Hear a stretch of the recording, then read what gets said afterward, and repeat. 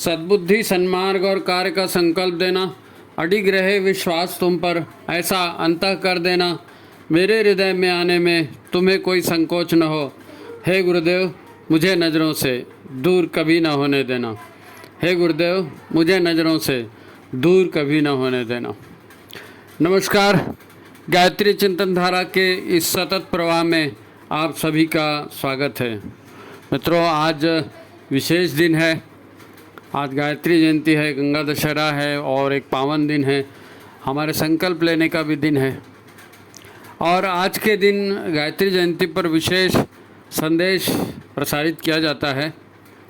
तो गायत्री चिंतन धारा के माध्यम से ये संदेश आज प्रसारित किया जा रहा है और आप इसको हमेशा की तरह ध्यान से सुनेंगे और जो भी आपको शंका समाधान हो, कुछ भी कहना हो तो आप कमेंट बॉक्स में हमको ज़रूर बताएंगे। ठीक है मित्रों, संदेश उन्हें दिए जाते हैं जिनसे कुछ अपेक्षाएं होती हैं, है ना। संदेश उन्हीं को दिए जाते हैं जिनसे कुछ अपेक्षा होती है। गायत्री जयंती का संदेश तो अब साधकों के लिए ही हो सकता है ना, क्योंकि संदेश और कोई समझेगा भी नहीं ना, और कोई समझेगा भी नहीं। साधक होगा वही समझेगा। अगर साधना आपका विषय नहीं है, आध्यात्मिक जीवन से आपका कोई संबंध ही नहीं है, तब आपके लिए ये सारा संदेश निरर्थक होगा। आप इसे बंद भी कर दें तो चलेगा, है ना। गायत्री जयंती का प्रमुख संदेश है अपने इष्ट से, अपने आराध्य से एकाकार हो जाओ। अपने इष्ट से, अपने आराध्य से एकाकार हो जाओ। ये गायत्री जयंती का विशेष संदेश है इस बार का। क्यों एकाकार हो जाओ? क्योंकि जो मुसीबत भरे दिन आ रहे हैं संसार में, समाज में, घर परिवार में, उससे बचने के लिए हमारे पास गुरु के सिवाय, गुरु के संदेश के सिवाय और क्या है। तो वो संदेश हम तक पहुंच सके और हम उसके अनुसार अपना आचरण करके और लाभ उठा सकें, इसके लिए हमें अपने इष्ट जो आराध्य है उनसे एकाकार होना जरूरी है। गुरुदेव भी बार बार यही बात तो कहते आए थे। जो ध्यान कराते समय हमें अभ्यास वो कराते थे ना। आपने शांति कुंज में देखा होगा, हैं? कई लोग मंदिरों में भी कराते हैं सुबेरे, कई लोग घर में भी करते हैं। सुबेरे का ध्यान, उसमें क्या आता है? उसमें यही तो आता है, एकाकार वाली बात। सविता का तेज रोम रोम में, सविता का तेज रोम रोम में, साधक सविता एक, समर्पण विसर्जन विलय। याद है ना? वो पूरा हम नहीं बोल रहे हैं, लेकिन ये आप समझ गए होंगे क्या कह रहे हैं। तो आज गायत्री जयंती का दिन, आज का दिन अपने इष्ट के प्रति संपूर्ण समर्पण का, अपने इष्ट से एकाकार हो जाने का अनुपम उदाहरण प्रस्तुत करता है। वो जो गायत्री चालीसा में एक बात कही गई है, जानत तुम्हें वह जाई, है ना। इस बात का प्रत्यक्ष प्रमाण हमारे गुरुदेव ने अपने जीवन में स्वतः प्रमाणित किया है। जानत तुम्हें वह जाई। हमारे लिए गुरु और गायत्री एक ही हो गए हम सबके सामने, और वो स्वयं आज गायत्री जयंती के दिन स्वतः अपनी चेतना को गायत्री में विलीन कर गए। यह सब कपोल कल्पना नहीं है। उन्होंने कहा था कि शरीर में तो हम अब भी रह सकते हैं, परंतु हमारा लक्ष्य बहुत बड़ा है नी। हमें और भी बड़े बड़े काम करने हैं, पर इस शरीर की एक सीमा है और इस शरीर की सीमा में रहते हुए इतने बड़े बड़े काम अब आसानी से नहीं हो सकेंगे। इसलिए शरीर हमको छोड़ना पड़ेगा, है नी। इसमें रहते हुए अब सारा काम संभव नहीं होगा। इसलिए अब हमें इस शरीर को छोड़ना है। ये उन्होंने कहा था, अब हमें इसको, शरीर को छोड़ना है। अचानक छोड़ के नहीं चले गए। सारा दायित्व उन्होंने वंदनीय माता जी को सौंपा। आज गायत्री जयंती के दिन उन्होंने स्वेच्छा से अपना शरीर शांति कुंज में ही छोड़ दिया।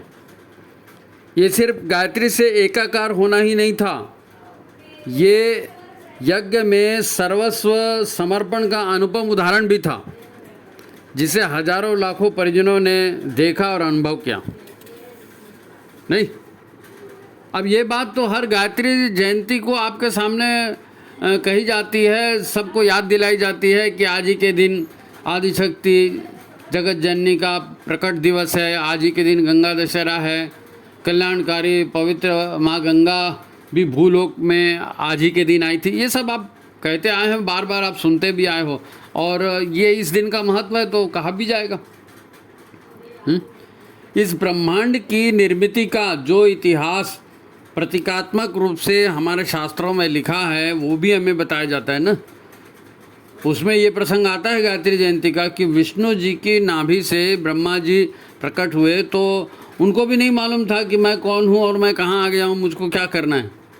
तभी उनके लिए परावाणी हुई थी, और परावाणी से उनको संदेश प्राप्त हुआ था कि तुम आदिशक्ति का ध्यान करो।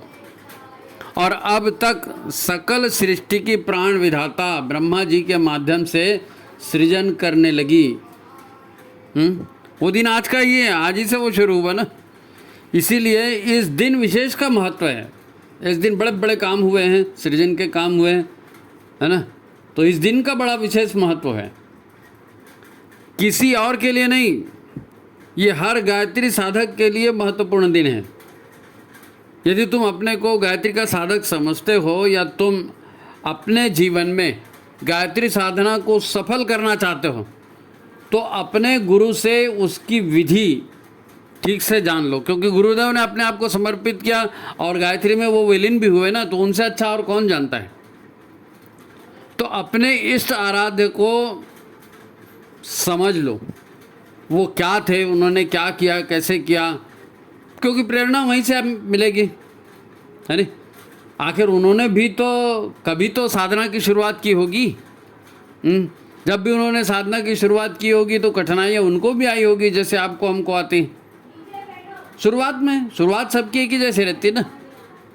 वो किस प्रकार साधना के क्षेत्र में आगे बढ़ सके, क्या उनका मन उस प्रारंभिक अवस्था में भटका नहीं होगा? तो उन्होंने अपने मन पर कैसे विजय पाई? आज के दिन का बड़ा महत्व है। आज आप ईमानदारी से अपने गुरु के प्रति समर्पण भाव को बनाए रखकर थोड़ा भी चिंतन करेंगे और आपका मन अपने गुरु सत्ता से जुड़ेगा, तो परावाणी का वो संदेश आपको भी निश्चित रूप से मिलेगा। आपको भी परावाणी का वो संदेश मिलेगा, सबको मिलता है। सकल सृष्टि की रचना के पूर्व ब्रह्मा जी को भी प्राप्त हुआ था, सबको मिलता है। विश्वास करो, आपको भी वो संदेश प्राप्त होगा। हाँ, प्राप्त होगा, क्योंकि आप अभी कर्म योनि में हैं।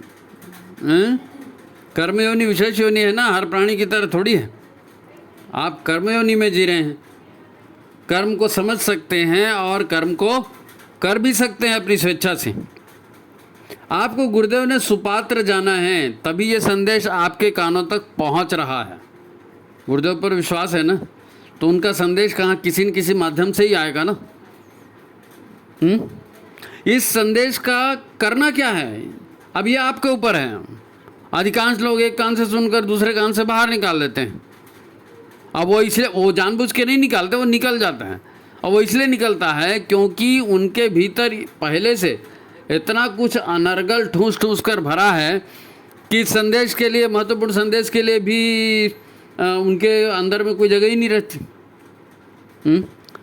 तो इसके लिए अंतःकरण में जो कचरा पहले से भरा है उसे हटाना पड़ेगा, नहीं तब तो जगह बनेगी, तब तो गुरुदेव का संदेश वहाँ तक पहुँचेगा आपके पास, तब वो स्थायी रूप से टिकेगा। नहीं तो इस कान से सुनेंगे, इस कान से निकाल देंगे तो क्या मतलब निकलेगा, है नहीं। इसे ही तो अपने आप को खाली करना कहते हैं। अपने भीतर का कषाय कल्मश हटाना, अपने भीतर पवित्रता को धारण करना, यम नियम पर चलना, यही अपने आप को खाली करना है। अब कमंडल में गंदगी भरी है, उसमें आप और भी कचरा डालेंगे या उसमें और कोई भी अच्छी चीज़ डालेंगे तो क्या होगा? कचरा तो ठीक है, कचरे में कचरा मिल, लेकिन आप अच्छी चीज़ करने के लिए, अच्छी चीज़ रखने के लिए पहले कमंडल को साफ करेंगे ना। तो अंतःकरण को साफ करना पड़ेगा पहले, है नहीं, तब तो उसमें गुरुदेव का पवित्र प्रसाद आ सकेगा, गायत्री का प्रसाद आ सकेगा, है नहीं। आज गायत्री के जयंती के दिन वो प्रसाद आपको मिलना चाहिए। आपको गायत्री की कृपा चाहिए या ईश्वर की या गुरुदेव की कृपा चाहिए, तो ये शुद्धता, पवित्रता, निश्चल व्यवहार, ये पहली शर्त है। शुद्धता, पवित्रता, निश्चल व्यवहार, ये पहली शर्त है। और एक दूसरी बात और महत्वपूर्ण है, और वो है अपने इष्ट से जुड़ना, अपने इष्ट आराध्य से जुड़ना। कई लोगों को इष्ट क्या होता है यही नहीं मालूम रहता। जानो अपना इष्ट कौन है, आपको मालूम होगा आपका मेन कौन है, हैं? आप गायत्री माता की उपासना करते हैं, गुरु की, महाकाल की, शिव की, भगवान राम की, भगवान कृष्ण की, या हनुमान जी की, या किसी भी और देवी देवता की उपासना ढंग से करते हैं, तो आपकी उपासना सफल हो सकती है। कब होगी? जब आप ढंग से करेंगे। उसका तरीका होता है ना, लेकिन वो आपका इष्ट होना चाहिए। मैं फिर वही कह रहा हूँ कि वो आपका इष्ट होना चाहिए। देखो, परमात्मा हो या आदि शक्ति हो, वो तो सभी के लिए उपलब्ध है ना, वो सभी के लिए उपलब्ध है। सभी उनसे प्रार्थना करते हैं। सबकी प्रार्थना परमात्मा अकेले कैसे सुनेंगे? सबकी प्रार्थना अरबों खरबों प्राणी हैं, कोई बोल सकते हैं, कोई नहीं भी बोल सकते हैं, कोई स्थावर योनि में है, कोई जंगम योनि में है, सबके परमात्मा तो सभी के हैं ना। सभी परमात्मा से प्रार्थना करते तो परमात्मा कहाँ तक सुनते रहेंगे सबकी एक एक की, और एक एक को जवाब देते रहेंगे। वो अकेले सबको रिस्पॉन्ड नहीं कर सकते। अभी तुरंत प्रतिक्रिया मत दो, अभी बात को सुन लो, आप तुरंत प्रतिक्रिया मत दो, ये अभी बीच में मत बोलो आप, है ना। पहले बात को पूरी सुन लो, है ना, बात को समझो क्या कहा जा रहा है। आपके गुरु सहित सारे देवी देवता उस परमात्मा का ही अंश हैं। आपके गुरु सहित सारे देवी देवता उस परमात्मा का ही अंश हैं। सब आदि शक्ति से ही उत्पन्न हुए हैं, ठीक है, पर वो परमात्मा या वो आदि शक्ति एक एक को व्यक्तिगत रूप से ट्रीट नहीं कर सकती। एक एक को व्यक्तिगत रूप से ट्रीट नहीं कर सकती। गायत्री शक्ति तक बात पहुंचानी है तो वह सद्गुरु के माध्यम से ही जाएगी। जो भी आपके इष्ट है, मैं सद्गुरु एक, आप गुरु नहीं भी बनाया, किसी भगवान को आपने इष्ट बनाया, जैसे मीरा ने बनाया था, श्री कृष्ण को इष्ट बनाया था, बाद में गुरु बनाया अलग बात है, लेकिन पहले तो श्री कृष्ण को ही तो कहा मेरे को तो गिरधर गोपाल है। तो जो भी आप अपने इष्ट देव या इष्ट देवी जो भी आपका है, उससे आपको वो ज्ञान प्राप्त होगा, उससे मार्गदर्शन प्राप्त होगा, क्योंकि आपका उससे पर्सनल संबंध है। इष्ट मतलब हमारा खुद का, हम खुद जिसको महत्वपूर्ण मानते हैं वो हमारा इष्ट है। तो जब आप उसको महत्वपूर्ण मानते हैं, भगवान तो सभी को अपना मानते हैं, वो सभी के लिए कॉमन मैसेज देते हैं, लेकिन आपके लिए पर्टिकुलर मैसेज आपका इष्ट, आपका गुरु, आपका जो देवता है या आपकी जो इष्ट देवी है वो देगी, क्योंकि वहाँ दोनों तरफ से संबंध है ना। वो आपके इष्ट देव हैं, आपके इष्ट देवी है, आपका गुरु है, तो उनका आपसे संबंध है, आपका उनसे संबंध है, तो संबंधों में लेन देन आसानी से होता है। तो ईश्वर की शक्ति आपको इष्ट के माध्यम से ही मिल सकती है, और इष्ट के माध्यम से मिलेगी तो कैसे मिलेगी? प्रेम, श्रद्धा और समर्पण का विषय है ये। प्रेम, श्रद्धा और समर्पण का विषय है। जितना आपका इष्ट के प्रति प्रेम है, जितना इष्ट के प्रति श्रद्धा है, जितना इष्ट के प्रति समर्पण है, विश्वास है, उसी आधार पर ये आपको सफलता मिलेगी। भाई देखो, निर्गुण निराकार सर्वव्यापी सत्ता से सीधा संबंध बनाना हर किसी के लिए सहज नहीं है। निर्गुण निराकार सर्वव्यापी सत्ता है ना आदिशक्ति, गुरु परमात्मा, तो कैसे उससे कांटेक्ट करोगे? तो अपने इष्ट के माध्यम से कांटेक्ट करोगे। इष्ट को आप जानते हो, उसके गुणों को जानते हो, उनसे अनुनय विनय आप भावनात्मक रूप से कर सकते हो। भावनात्मक रूप से बिना जुड़े कुछ होता है क्या? नहीं, ऐसा हमने मंत्र कह दिया, हमने श्लोक कह दिया, हमने आरती गा दिया, तो अरे भैया, लेकिन भावना बननी चाहिए ना। बिना भावना के तो सब बेकार है, बिना भावना के तो सब बेकार है। आप बोलते रहो कुछ भी, है ना। हमारे अपने गुरुदेव भी हर देवी देवता का सम्मान करते थे। हमारे गुरुदेव सभी देवी देवता का सम्मान करते थे। आप पूजा विधि को देख लीजिए, यज्ञ विधान को देख लीजिए, उसके कर्मकांड को देख लीजिए ना, सभी देवताओं का आह्वान होता है कि नहीं होता है? वो सबका यथा योग्य सम्मान करते हैं, माँ गायत्री का भी करते हैं, परंतु सत्य को ठीक से समझ लें। उन्होंने सबके पीछे जाने का प्रयत्न नहीं किया। हमारे गुरुदेव ने सबके पीछे जाने का प्रयत्न किया क्या? नहीं, 33 कोटि देवी देवता हैं, सबको 2-2 मिनट याद करता हूँ, ऐसा बोले क्या?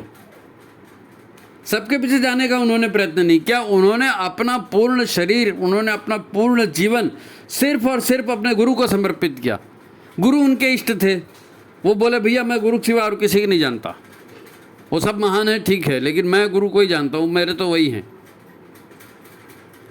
तो उन्हें मालिक कहते थे, वो मालिक, क्या हमारे मालिक ने जो कहा हम वही कर रहे हैं, वही उनके इष्ट थे।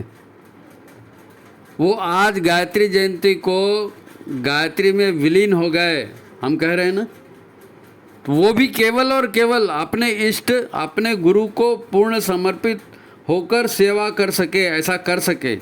नहीं तो अपने गुरु के प्रति समर्पित नहीं होते तो गायत्री को कहाँ से पकड़ते रहते हैं? इष्ट देव, इष्ट देव, सारा खेल आपके इष्ट के सहारे ही चलने वाला है। आपको मालूम होना चाहिए कि आपका इष्ट देव कौन है। अधिकांश लोगों को नहीं मालूम कि हमारा इष्ट देव कौन है, हमारा गोत्र कौन है। तो जब आप गुरु बनाए हो और गुरु के इशारे पर चलना चाहते हो, चलने का संकल्प ले रहे हो, कहते हो कि एक तुम ही आधार गुरु, तो फिर आप ये मानो कि आपके गुरु ही आपके इष्ट हैं, आपके गुरु ही आपके इष्ट हैं। तो इष्ट देव को समर्पित होकर के, गुरु को समर्पित होकर के ही आप अपने जीवन को चलाएंगे तो आपकी साधना सफल होगी। जो भी आप चाहते हो, कृपा चाहते हो, अनुदान चाहते हो, वो इष्ट के ही माध्यम से मिलेंगे। कृपा वो करेंगे। ईश्वर तो सिर्फ आपके कर्मों का फल देते हैं भाई, ईश्वर सिर्फ कर्मों का फल देते हैं। वैसे तो इष्ट भी कर्म देख करके, भाव देख करके, पात्रता देख कर ही देते हैं। हमारे गुरुदेव ने स्वयं कहा कि अपनी पात्रता का विकास करो, तो इष्ट भी पात्रता देख कर देते हैं। पर माफ़ करना, ईश्वर का कानून जो है ना, सबसे कठोर कानून होता है। ईश्वर का कानून सबसे कठोर कानून होता है। और गुरु का इष्ट का ऐसा है कि भाई आपसे इष्ट के संबंध हैं, पहले से कांटेक्ट बनाए हैं, आप थोड़ा यम नियम का पालन करते हैं, आपने अपने भीतर पवित्रता का संचार करके रखा है, आपकी निष्ठा अपने इष्ट के प्रति प्रबल है, तो चाहे आपको मुसीबतों से छुटकारा चाहिए, अपनी पात्रता का विकास आपको करना हो, मार्गदर्शन आपको चाहिए होगा, वो आपको इष्ट के माध्यम से मिलेगा, इष्ट के माध्यम से मिलेगा। क्योंकि इष्ट से आपका दोनों तरफ से संबंध है ना, कोई वन साइडेड लव नहीं है। गुरु आपको चाहते हैं, आप गुरु को चाहते हो। अब इस लव को बढ़ाना है, इस प्रेम को बढ़ाना है, तो अपनी शुचिता बढ़ाइए, अपनी पात्रता बढ़ाइए, गुरु का काम करते रहिए, ज़्यादा से ज़्यादा जुड़ेंगे तो गुरु ज़्यादा से ज़्यादा आपको देते रहेंगे। अब ऐसे भी गायत्री तो बिना गुरु के फलित होती ही नहीं, बिना गुरु के फलित होती ही नहीं। और परमात्मा तक पहुंचने के लिए देवी देवताओं का आश्रय, देवी देवताओं का सहारा सब लेते आए हैं। देखो हमसे गलतियां कहाँ होती हैं, हमसे गलतियां कहाँ होती हैं। आज जो है ना, इस बात को अच्छे से समझ लेना है, उदाहरण सहित समझना है, बिल्कुल है नहीं। हमसे सबसे बड़ी गलती ये होती है कि हम गुरुदेव से मांगना शुरू कर देते हैं। गुरुदेव से मांगना मतलब गुरुदेव हमारा ये काम कर दो, गुरुदेव हमारा वो काम कर दो, गुरुदेव है। तो भाई आप में ऐसी क्या खास बात है, आप में ऐसी क्या खास बात है कि इतनी बड़ी सत्ता आपके इशारों पर चले, आपके सारे काम करे। आप नौकर रखते हैं, उसको तनख्वाह देते हैं, वो भी आपकी बात पूरी नहीं मानता। आप गुरुजी से उम्मीद करते हो कि वो आपकी सेवा करें। क्यों करेंगे, क्यों करेंगे? आपको उनकी ज़रूरत है कि उनको आपकी ज़रूरत है? हमको उनकी ज़रूरत है, हमको प्रगति करनी है, हमको विकास करना है, हमको मार्गदर्शन चाहिए था, इसलिए हम उनके पास आए। ठीक है, तो आज गायत्री जयंती से आप जो है ना अपनी स्टाइल बदल दीजिए, स्टाइल बदल दीजिए। गुरु के साथ कैसा रहना है नहीं, ये अगर आज हम समझ जाएंगे तो ये गायत्री जयंती सफल हो जाएगी, मज़ा आ जाएगा। देखो बात को समझो, आप और हम जो है ना अपनी गृहस्थी में हैं, हमारे सामने में 25 ठो काम रहते हैं। गृहस्थी के काम है, धंधे के काम है, रिश्तेदारी की उलझने हैं, तो आपको उसके बाहर कुछ दिखता नहीं है, मन उसी में लगा रहता है, ये नहीं हुआ तो वो ऐसा हो जाएगा, वो नहीं हुआ तो वैसा हो गया, तो सारा टेंशन इसी बात का होता है ना। घर कैसे चलेगा, रिश्तेदारी कैसे निभेगी, पैसा कैसे आएगा, हैं, मान सम्मान इज्जत, सब सारा ध्यान उसी तरफ रहता है। और फिर उसका असर क्या होता है, जब तनाव वही दिमाग में भरा रहता है ना, और किसी को बोलो कि भाई गुरुदेव ने ऐसी ऐसी साधना की थी, आपको भी ऐसी साधना करना है, तो सबसे पहले आदमी क्या बोलता है, अरे भैया गुरुदेव की बात अलग है, वो आज के ज़माने में रहते तो वो भी ये सब नहीं कर पाते। और फिर हम कोई साधु सन्यासी थोड़ी है भैया, हम लोग गृहस्थ हैं, हम कैसे गुरुदेव के जैसे तप करेंगे। ये आता है डायलॉग। और ये कहाँ से आता है, ये भीतर से। भीतर बहुत सारी चीज़ें भरी हैं जो साधना से इनकार करती हैं, तो मन में ऐसे विचार वो डाल देते हैं, हम फिर ऐसे ही बोलते हैं कि गुरुदेव की बात अलग है, हमको घर गृहस्थी भी देखना है। अरे घर गृहस्थी तो गुरुदेव ने भी किया ना, गुरुदेव ने घर गृहस्थी नहीं किया, उनके भी विवाह हुए, उनके भी संतान हुई। गुरु की परिस्थितियाँ अलग थी, आपकी अलग हैं, वो ठीक है ना। लेकिन फिर आज गायत्री जयंती है और गुरुदेव से एकाकार होने की बात हम कर रहे हैं, तो कोई तो रास्ता होगा, उसी रास्ते को आज ढूंढ के जाना है, गायत्री जयंती को सफल करना है अपने जीवन में, है नी। तो गुरुदेव से हम 3 तरह से जुड़ते हैं, आप समझ जाइए, इसमें अपनी कैटेगरी को छांटिए और उसको इम्प्रूव कीजिए। गुरुदेव से हम 3 स्तरों पर जुड़ते हैं। एक तो शारीरिक स्तर पर है, शरीर के तौर पर, तो ये शरीर के तौर पर का जो जुड़ाव है ये ऊपरी जुड़ाव होता है। ऊपरी जुड़ाव जो दिखता तो है कि आप हाँ गुरुजी से जुड़ गए हो, मगर वो संबंध डामाडोल रहते हैं, संबंध डामाडोल रहते हैं। इस जुड़ाव में उतनी ऊर्जा नहीं होती, दिखावा होता है पूरा। आप कपड़े पहनेंगे, ड्रेस लगाएंगे और बताएंगे हम इतने दिन गए थे, आप फ़ोटो खिंचाएंगे, व्हाट्सएप में डालेंगे, ऊपर ऊपर दिखावा, ये सब इसमें होगा, ये सब इसमें होगा। तो ठीक है, ये भी जुड़ाव है, ये भी जुड़ाव है। लेकिन इससे महत्वपूर्ण जुड़ाव दूसरे स्तर का है। दूसरे स्तर का जुड़ाव है मानसिक जुड़ाव। मानसिक जुड़ाव, मानसिक जुड़ाव इसलिए ज़रूरी है कि मन ही तो मुख्य है ना शरीर में, वही बंधन डालता है, वही बंधनों से मुक्त करता है। तो मन से अगर आप गुरुदेव से जुड़ते हैं तो ये जो है बहुत बड़ा अचीवमेंट होगा आपकी लाइफ का, है ना, ये बड़ा महत्वपूर्ण होगा।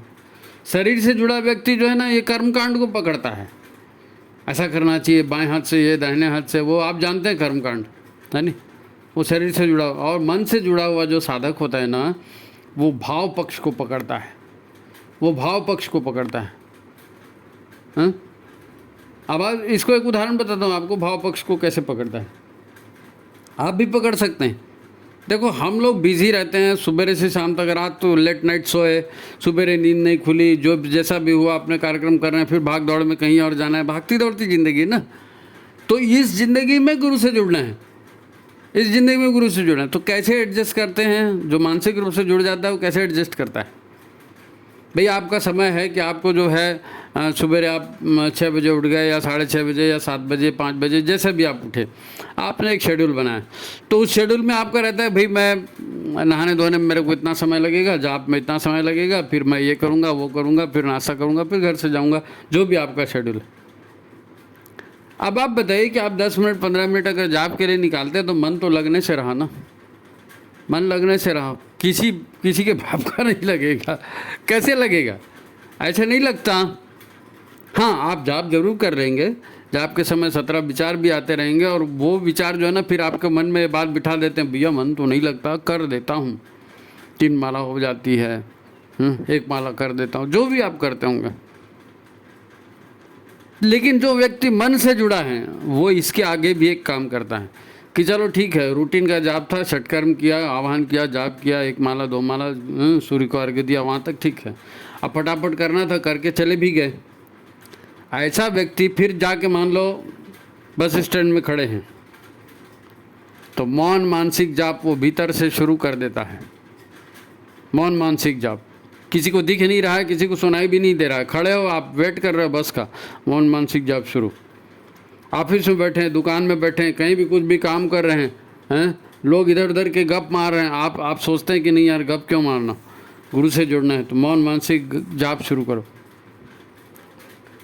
भाई आपने प्रवचनों में भी सुना होगा ना कि नाम जप बहुत बड़ी शक्ति है। नाम जप क्या, आप नाम जप करेंगे या गुरु का मंत्र जाप करेंगे तो बात तो एक ही है। आप मौन मानसिक आप जाप कर रहे हो, उसको बहुत फायदे हैं। या भावनात्मक व्यक्ति जो भावना से जुड़ेगा ना, वो इस तरह के काम को करेगा, इस तरह के काम को करेगा। भावनात्मक व्यक्ति जुड़ेगा, वो क्या करेगा, दूसरा काम ये करेगा कि वो जो अध्ययन करेगा ना, तो 5 यम 5 नियम है नी, यम नियम जो बोलते हैं ना, 5 यम 5 नियम, उनका वो अपने जीवन में अभ्यास करेगा। क्योंकि उसके लिए उसको एक्स्ट्रा टाइम नहीं देना है, उसके लिए एक्स्ट्रा टाइम नहीं देना है। और गायत्री साधक के लिए यम नियम तो बेसिक चीज़ है जी, बेसिक चीज़ है। अहिंसा, सत्य, आचार्य है ना, चोरी चकारी नहीं करना, ब्रह्मचर्य है, सबका भला सोचना, अपरिग्रह, ज़्यादा संचय नहीं करना, शौच मतलब शुचिता, साफ सफाई मन की, शरीर की, घर की, है ना, और संतोष का जीवन, तप का जीवन, शारीरिक रूप से मेहनत करना, दान देना, स्वाध्याय करना, ईश्वर प्राणिधान, ये जो धर्म के 10 लक्षण हैं, इनको यम नियम कहा जाता है। तो इसके लिए कोई एक्स्ट्रा टाइम थोड़ी देना है। तो जैसे व्यक्ति मौन मानसिक जाप कर रहा है, ऐसे ही वो अपने जीवन में ये सत्य, तप, दान, है ना, स्वाध्याय, हिंसा, शांति, अस्त्य, संयम, इसका वो ध्यान रखेगा। ये मन से जुड़ा हुआ व्यक्ति करेगा। जो कर्मकांड से जुड़ा है वो बोलेगा अरे भैया हाँ ठीक है, मेरे को याद है ना, मैं भाषण में दे देता हूँ, वो भाषण सुना देगा, लेकिन करेगा नहीं। मन से ऐसे जुड़ा जाता है। यम नियम बेसिक चीज़ है। यम नियम ही वो चीज़ है जो गुरु का ध्यान आपकी ओर आकृष्ट करते हैं। यम नियम ही वो ऐसी चीज़ है जो आपकी पात्रता का विकास करते हैं, पात्रता का विकास करते हैं। और जब आप खाली समय में मौन मानसिक जाप करते हैं या मंत्र लेखन करते हैं या जो भी स्वाध्याय करते हैं, तो फिर वो क्या है, वो तो सीधा सीधा गुरु से जुड़ना है। फिर आप बुराई से भी हट जाते हो, गुरु से भी जुड़ जाते हो। तो मन से जुड़ना, शरीर से जुड़ना एक बात हो गया, मन से जुड़ना दूसरा। मन से जुड़ा हुआ व्यक्ति मौन मानसिक जाप और यम नियम के आधार पर ज़िंदगी जीता है। बाद में उसको समय नहीं मिलता, बस 15 मिनट का समय सुबह 3 माला करने का, फिर दिन भर उसको समय इच्छा नहीं है, तो क्या करेगा। तो ये तो खाली समय तो मिलेगा ना कहीं से। तो आप आज संकल्प लेके जाओ कि भाई हम मन से जुड़ेंगे। शरीर से तो जुड़ गए ना, अब मन से जुड़ेंगे, है नहीं। गुरुदेव जो है ना, देखो अंतःकरण को पहचान लेते हैं, भाव पक्ष को पहचान लेते हैं, अंतःकरण को पहचान लेते हैं, भाव पक्ष को पहचान लेते हैं। यदि आप शांतिकुंज के पुराने लोगों से पूछिए, गुरुदेव अपने कमरे में बैठते थे और उनको पूरे शांतिकुंज में कौन कौन कहाँ रहता है वो सब उनको मालूम था। तो कौन क्या कर रहा है, किसकी क्या मुसीबत है, कौन अपने कमरे में बैठ के क्या चिंतन कर रहा है, ये गुरुदेव को पता चल जाता था, है नहीं। तो ये वो तो सर्वव्यापी थे ना भाई, उनकी चेतना सर्व विस्तार किया था उन्होंने चेतना का। तो भाव पक्ष को गुरुदेव देखते हैं, कहने का मतलब है नहीं, भाव पक्ष को गुरुदेव देखते हैं। भावनात्मक मन से आप जुड़ेंगे तो होगा। फिर लाइफ में थोड़ा सा एडजस्टमेंट ज़रूर करना पड़ता है, तो उतना करेंगे ना, उतना करेंगे भाई, जीवन के लिए ज़रूरी है, नौकरी धंधा लेन देन, हारी बीमारी, ये सारा करते हुए कर रहे हो तो फिर थोड़ा बहुत एडजस्टमेंट तो होता है। आप भी करते होंगे। यहाँ एक बात और ज़रूरी है, एक बात और ज़रूरी है कि ठीक है आप मन से भी जुड़ गए, भावना से भी जुड़ गए और आपने साधना शुरू कर दिया, तो यहाँ पर एक सावधानी बहुत ज़रूरी है। अगर इस सावधानी को आप रखेंगे तो परिवार में भी आपका सम्मान बनेगा, मिशन में भी, संगठन में भी आपका सम्मान बनेगा और आपकी प्रतिभा का परिवार को और समाज को लाभ भी होगा। क्या है वो बात? वो बात यह है कि जब आप यम नियम से जीते हैं, जब आप मौन मानसिक जाप करते हैं, आपके जीवन में शुचिता आती है, तो आपके भीतर में तब ऊर्जा बढ़ती है। अब आप अंदर की सिचुएशन को समझिए। आपके अंदर में 7 चक्र, कषाय, कल्मश और वो सारी बातें जो होते हैं ना, पिछले जन्मों के संस्कार, ये सब भरे पड़े हैं ना, तो इनको क्रियान्वित होना है। तो जब आपके भीतर में तप की ऊर्जा बढ़ती है तो जो नकारात्मक ऊर्जाएं हैं वो सबसे पहले उभर कर आती हैं, सबसे पहले उभर कर आएंगी। क्या उभर कर आएगा? सेक्स की भावना सबसे पहले उभर कर आइए। और क्या उभर कर आएगा? क्रोध। मैं ऐसा करता हूँ, 50 बार तुमको समझाया, ऐसा क्यों नहीं किया, फलाना क्यों नहीं किया। और क्या उभर कर आएगा? जितने भी आप अपन ये कहते हैं ना नकारात्मक काम, क्रोध, मोह, घृणा, चिड़चिड़ापन, ये सारी चीज़ें पहले उभरती हैं। भाई अमृत मंथन हुआ था ना समुद्र का, तो सबसे पहले जहर निकला था।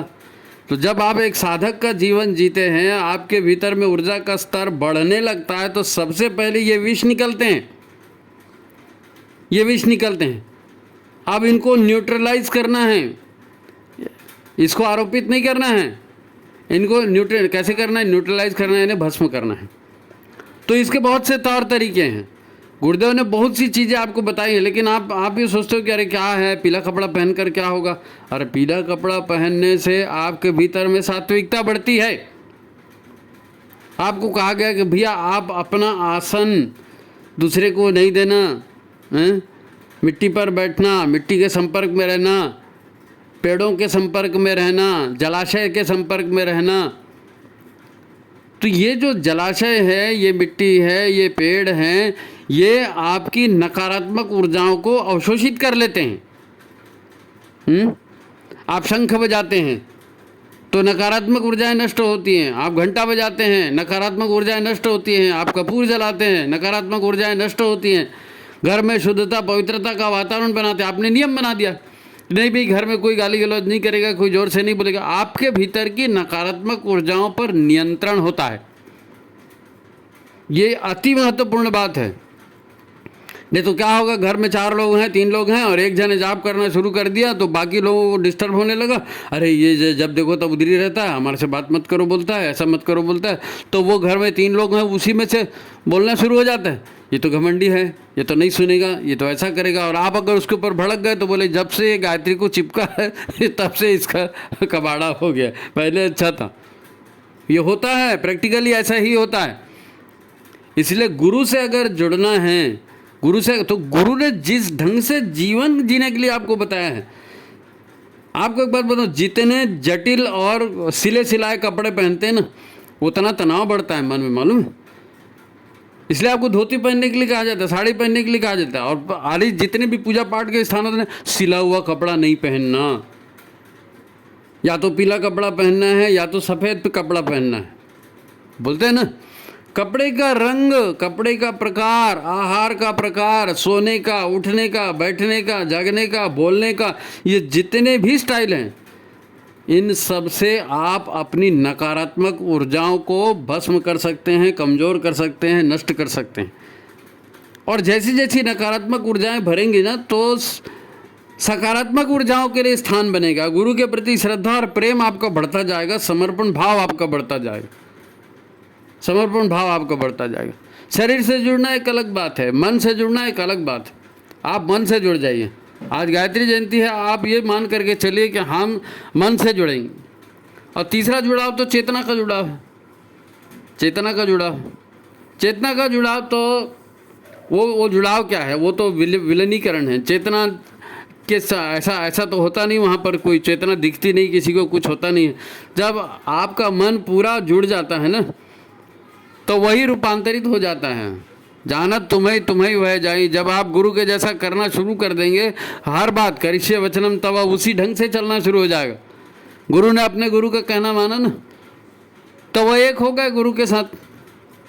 तो चेतना का जुड़ाव उस तरह का जुड़ाव होता है।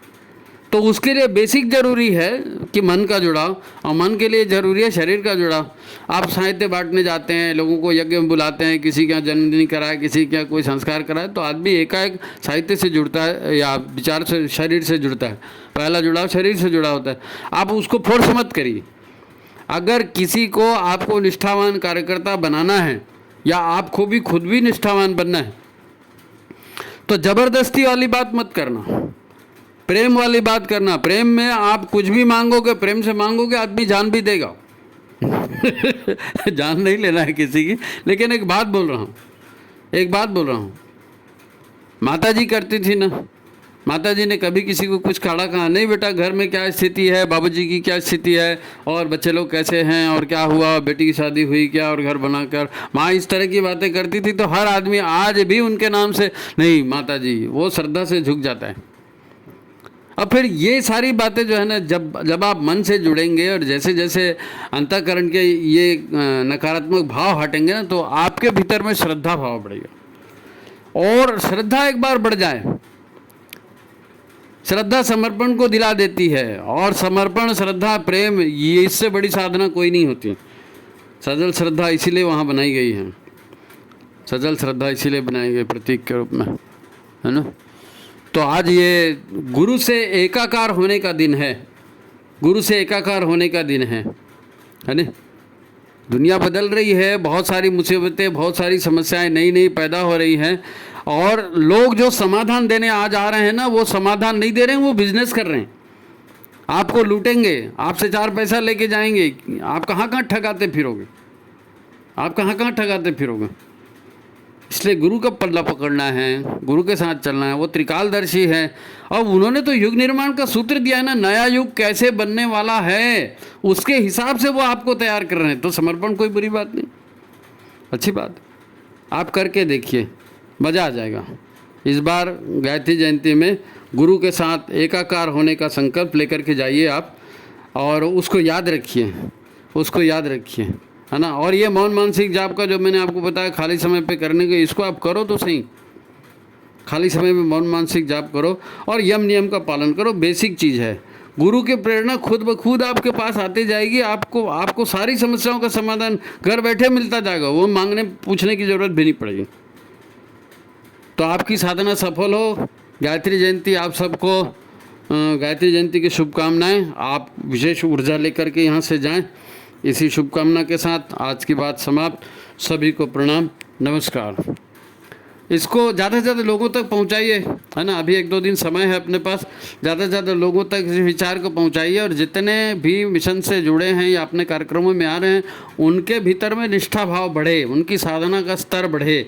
इसके लिए आपको गुरुदेव ने माध्यम बनाया, तो आप इस माध्यम से उनको आगे बढ़ाइए, ठीक है। सभी को प्रणाम, नमस्कार। लाइक शेयर कर दीजिए, वो तो आखिरी में कहना ही पड़ता है।